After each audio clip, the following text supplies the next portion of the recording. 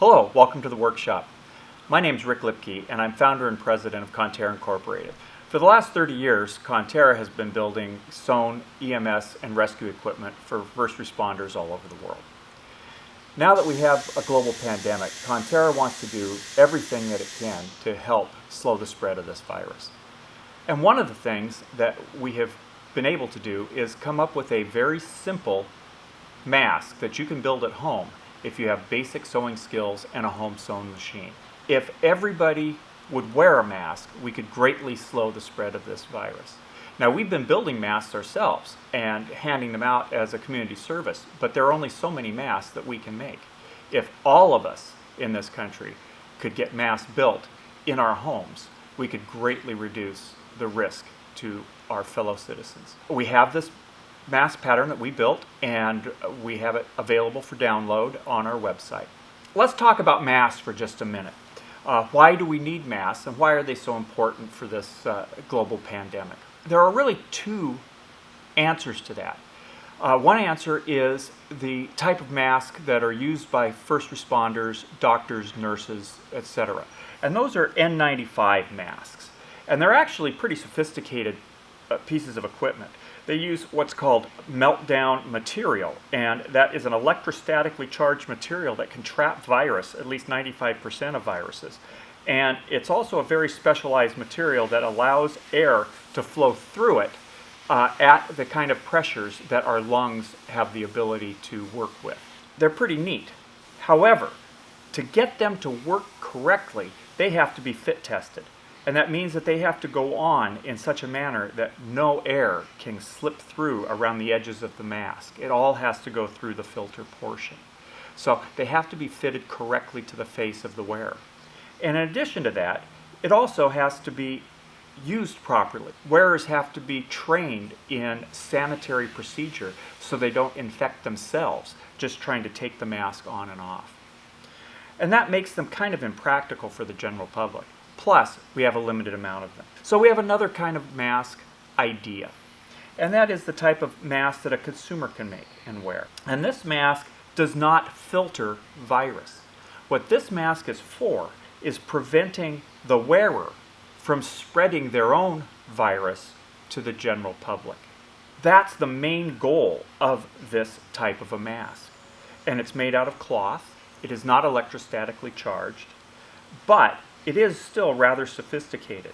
It has catenary cuts on it so that it will match the face of the wearer quite well.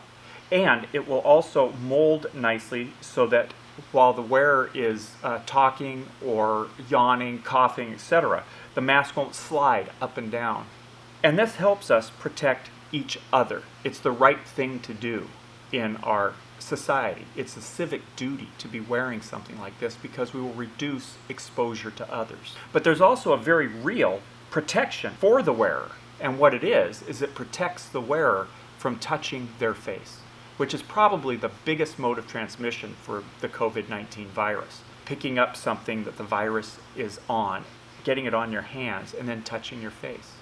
On any given day, a human will touch their face an average of 22 times. And so having a mask like this on greatly reduces the mode of transmission, at least an average of 22 times an hour. So with that in mind, having just a simple cloth mask like this greatly reduces the chance that you're going to spread virus to others and that you're going to catch a virus that others have been leaving around.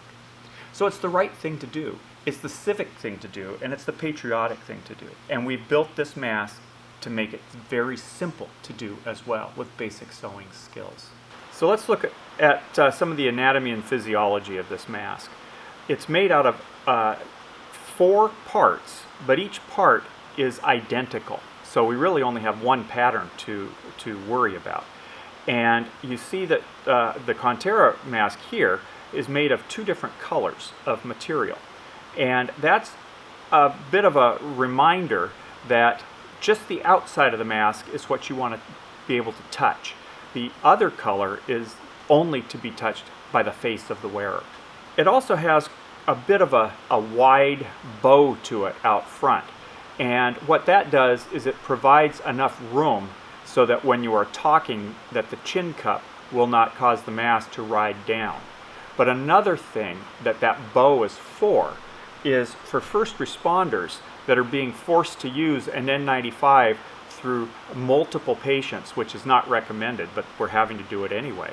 This acts as an overmask, and what that does is it keeps your N95 clean from droplets and bodily fluids, and then you can pull this off, machine wash it, put a new one on, and continue while still wearing your properly fitted N95 mask. Other things to consider are we do have two different fabrics here. The outer fabric is a polyester, which is hydrophobic. It doesn't really absorb very well. And that's great because you don't want to get junk to absorb into it.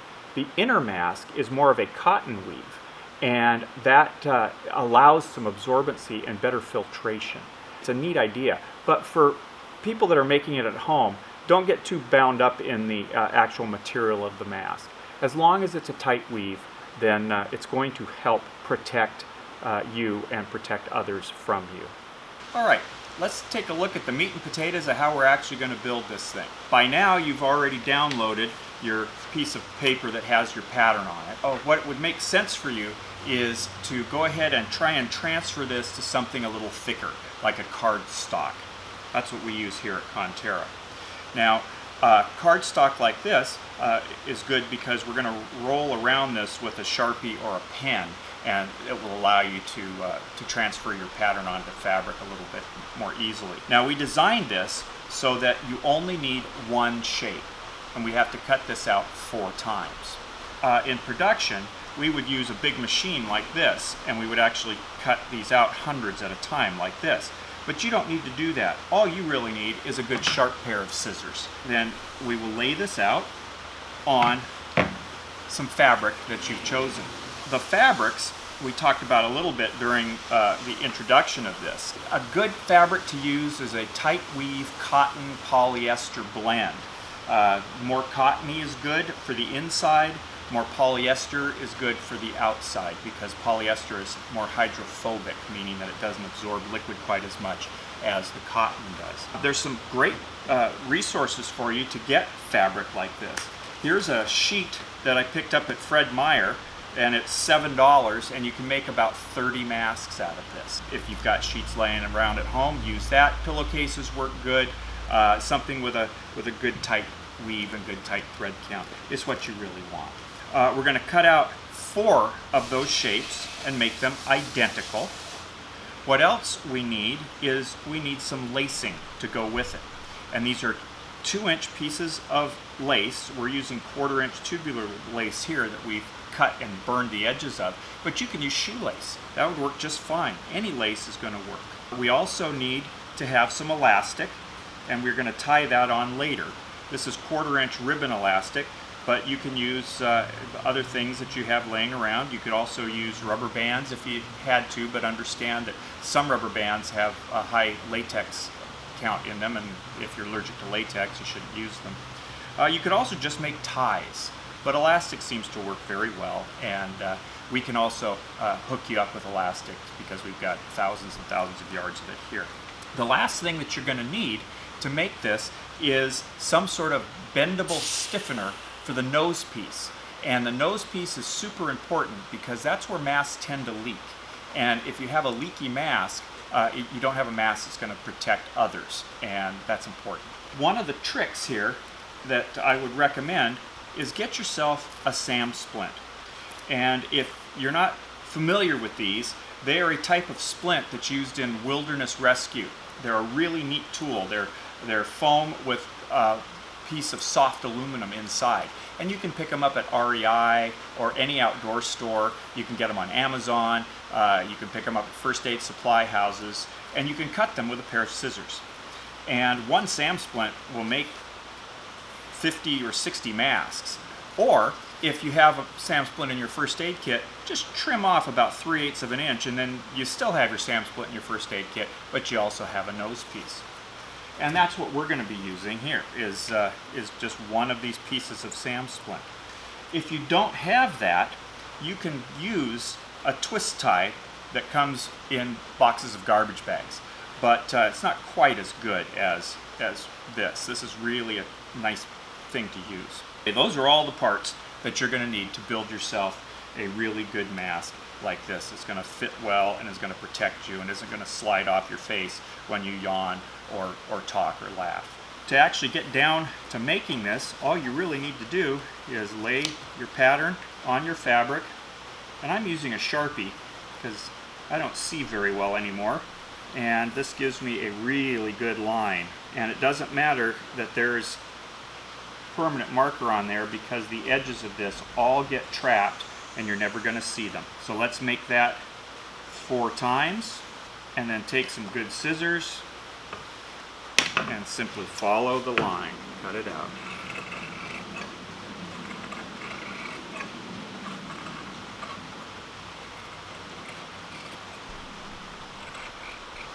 Alright, now we'll get ready to actually make this mask. So we're going to start out with our basic shape, and we have cut 4 pieces. If you recall, when we talked about this out in the production floor, we're using 2 different types of fabric, but you don't really need to do that. You can use anything that you've got around. So we're going to put the fabric together so it matches, and then we're going to start by sewing along the spine of the mask. So there's no need to burn the edges or use pinking shears here. We're going to take care of that actually in the production of the mask itself. I'm going to start here, and I'm going to back up a little bit to lock the stitch in, and I'm running about a 1/4 inch seam allowance. That's what we call pattern ruling in the industry, but somewhere between 1/4 to 3/8 is what you want to do. And then just sew around the spine of the mask. And you can do it nice and slow. This doesn't have to be a rush job in any way. Try and keep your seam allowance even. And then when you get to the end, back up a bit, and then you can pull it off. That's the 1/2 of the mask, and we're going to do the exact same thing to the second half of the mask. We'll start here, go forward, back tack just a little bit, go around the spine of the mask. Now I have this machine set at about 12 stitches an inch, which is a good size for this. And I'm using this machine rather than the big machines out on the production floor because this is the one that is as close as we can get to a home machine, which is what you'll likely be using. Now that I've got this spine set, the next thing I want to do is top stitch it. And the top stitching is going to lock in the seam so that it doesn't fray, and it also adds some rigidity to the center of the mask, which is something we want to do. So I'm going to do this top stitch by pulling the seam, providing a little bit of tension, and I'm going to stitch just about 1/8 of an inch off the center of the seam. And again, you can go nice and slow. This isn't a race. We're just going to go nice and smooth and easy so we have a good solid straight stitch when we're done. Make sure that the bottom of this is folded over that way so that it's caught on this top stitch, and then I finish up. For the top stitch you don't need to back tack, so that's what the top stitch will look like. So I'm going to do that again with my second piece of fabric. This is the higher thread count, softer cottony fabric that's going to go in against the wearer's face.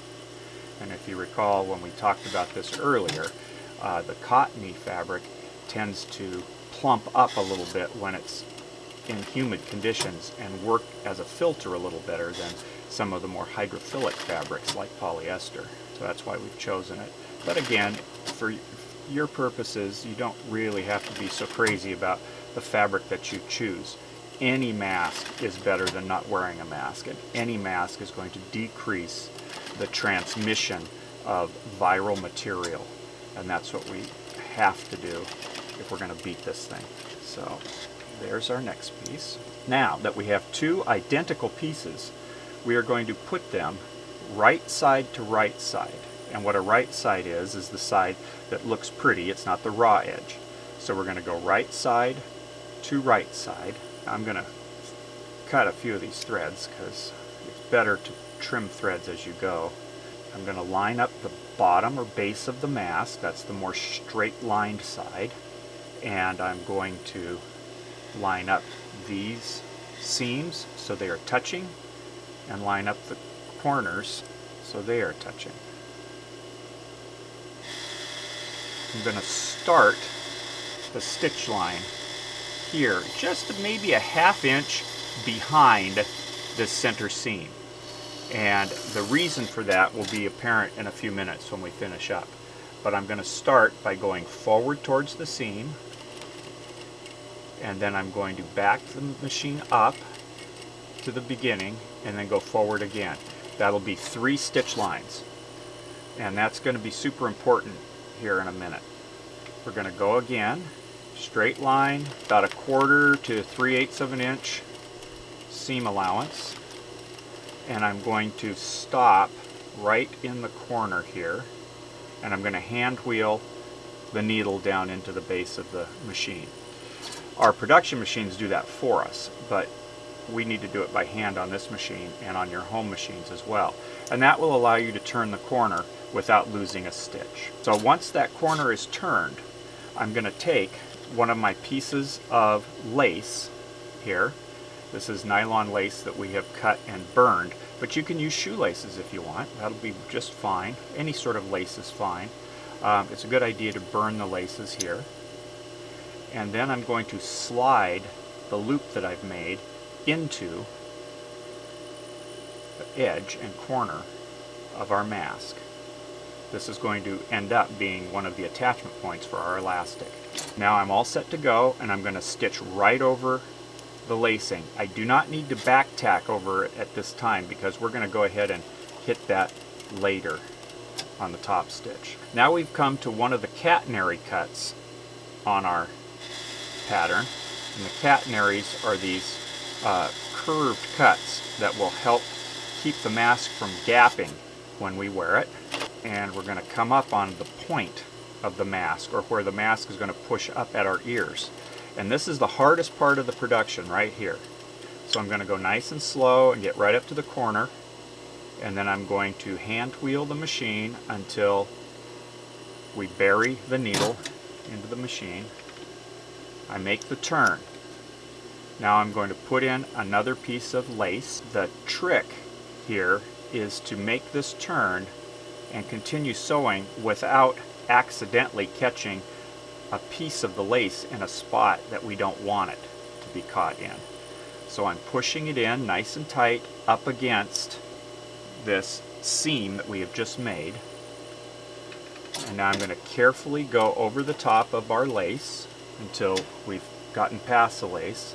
And my finger has kept that lace back towards this seam line. So now I can safely sew past it without catching that lace in a position where we didn't want it. Now we go to the other catenary and we start to run the area of the mask that's going to go up against the wearer's nose. This is a good time to check right here to make sure that our seams align, and that lets you know that you haven't stretched 1/2 of the mask too far and you're going to end up with a mask that doesn't look right and doesn't fit right. And we're going to continue the sewing process on this secondary catenary up by the face of the rescuer. And I'm going to hand wheel to a stop here, make my turn, another piece of lacing. Just like last time, I'm going to push it in and push it up close to that seam that we had just sewn. Make sure that I have enough room to get around. There we go. Now I can safely go past that point. We're getting ready to be almost done with this stitch line. This is the big primary catenary here, and we're coming up to the edge. Now I need to put one more piece of lace right here and then turn a corner. So I'm going to visualize a spot maybe right there where I'm making that little line, and I'm going to put a piece of lace right in there. Lace kind of sticks to this cotton stuff. Alright, now I'm going to go past that spot, and I'm going to bury the needle, make the turn, and now I'm going to go forward maybe a ½ inch, and then I'm going to back up the machine, go backwards to the corner, and then bring it forwards again and stop. And what I've done there is I've created a little pocket opening and I have some reinforcement here and here. And the reason why that is important is I'm going to push this entire mask through that hole, and I don't want to be tearing out the stitching while I'm doing that. So we're going to turn this mask all the way through. It's called turning right side out. This has always been my favorite thing when I'm sewing stuff over the years, is turning it out, because then it goes from just being a flat thing to an entity. Now, once this is out, there are corners that are still not pulled out all the way, but lucky for us, there is a little piece of lace in each of those corners, and that will make it easier for us to turn it right side out. So the only thing we have to do now is top stitch around, but before we do that, we need to put our nose bracing in, the actual piece of bendable material that's going to stop our mask from leaking at our nose. As we talked about on the production floor, we're going to use a piece of SAM splint. It's padded and it has some malleable aluminum in it, which is an excellent deal and is sort of a secret trick to do. But even if you don't have that, you can still get away with using a twist tie that comes with garbage sacks. And that will work. It just won't work quite as well. What we need to do with this is we slide it in to this pocket that we have built, and we just leave it there. You don't have to think about it for a little while yet. That's going to come later. Okay? Now that it's in there, we can forget about it for a minute. And we're going to want to close up this opening that we made by pinching it and top stitching it. And then we're going to top stitch all around the outside of our mask.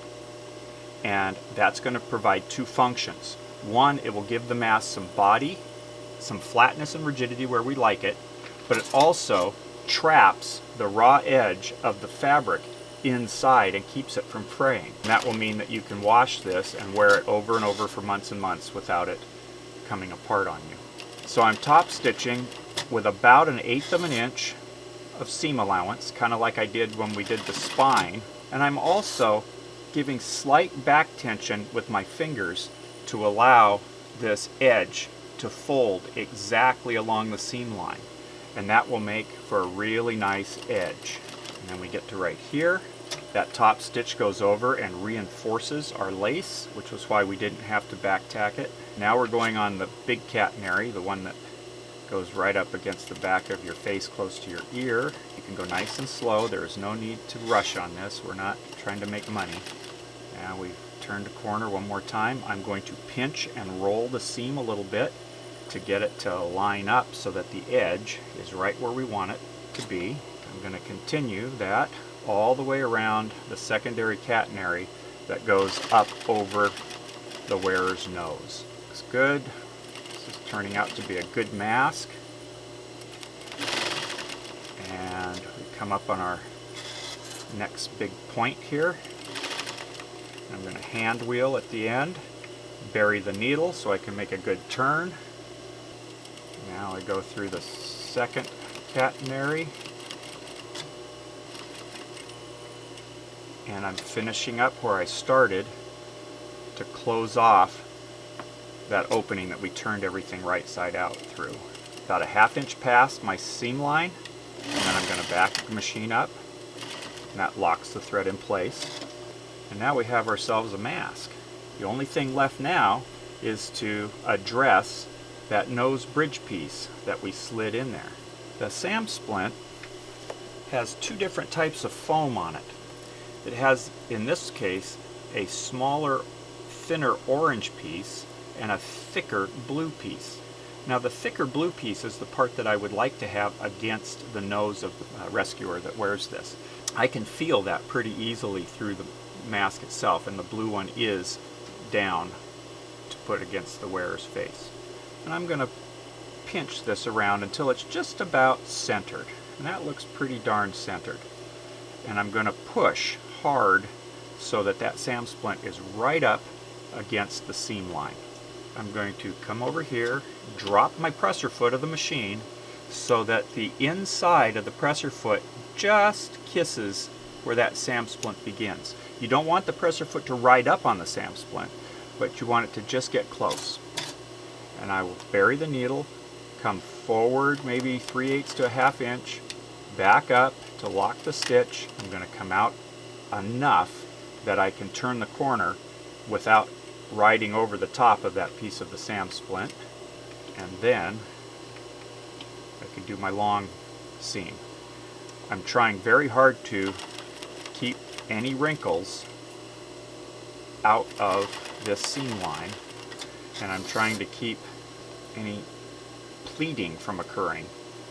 A pleat is when you have a fold in the fabric. And I'm continuing along. So far so good. And I turn here, finish off, back up to lock the stitch, and now I can pull out. Yep, we did a good job. That is the mask. Now all you need to do with this mask is add elastic. Now we have some 1/4 inch elastic here that we can use. You could use rubber bands if you're not allergic to latex, things like that. You can even use old elastic out of old dust masks that you might have laying around that might even be throwaways. So the way I'm going to do this is I'm going to put the elastic in, and I'm going to tie an overhand knot, which is 1/2 turn more than a 1/2 inch. So I'm going to go around like that. That's an overhand, and that will lock it in place. Do the same thing on the other side, but instead of the top, I'm going to do it on the bottom. Make a little overhand, lock it in place. And the reason why I did it opposite like that is now you as a wearer can choose to finish this off and have this to go around your ear like a surgical mask, or you can choose to tie it back like this, like an N95 mask.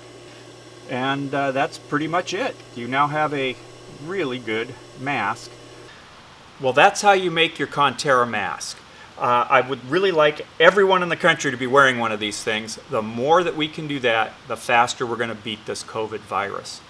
Now, if you have questions on how to build it, give us a shout. If you need equipment or raw materials, there's a link on our website for that. Make sure that you like and share this if you found it interesting. And remember, it's our civic duty to protect others from our virus. So the face of patriotism should wear a mask.